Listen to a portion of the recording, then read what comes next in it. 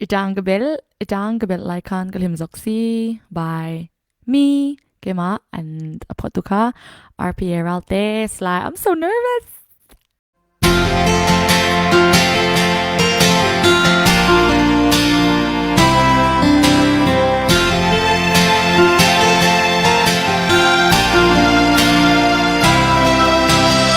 Cần sul nung dòng đất trôi kỳ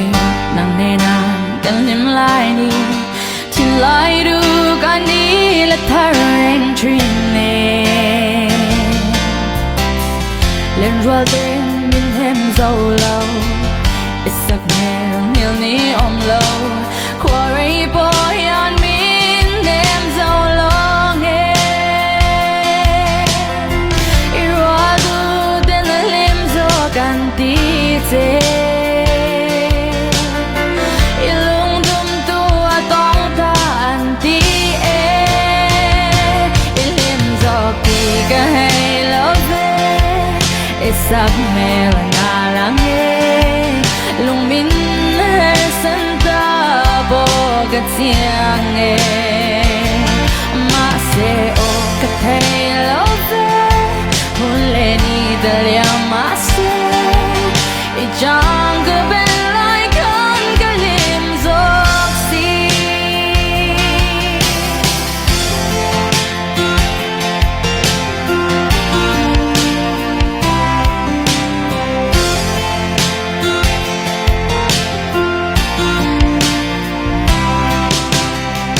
lại khung gia linh cả đòn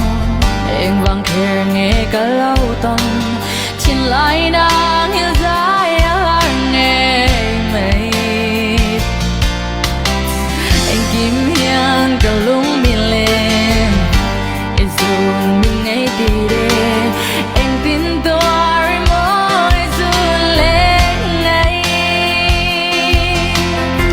irua du tên là lim do gan đi thế ilung dum tua tong tan đi ilim do kỳ cả hay lâu về sắc mê là ngà lắng nghe lung min sân ta bo gật giang nghe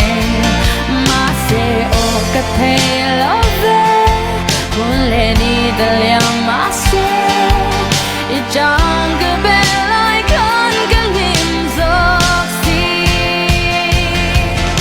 cả chín lung hiểm hiểm cùng sang tâm bỏ liam mà sẽ do ô tô lòng nghe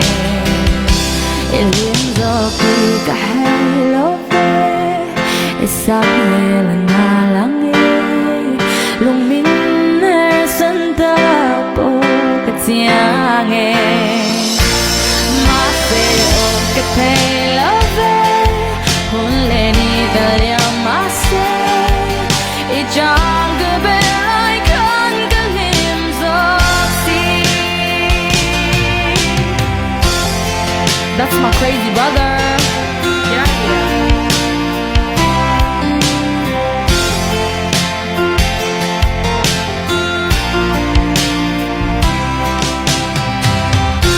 Kalom le tu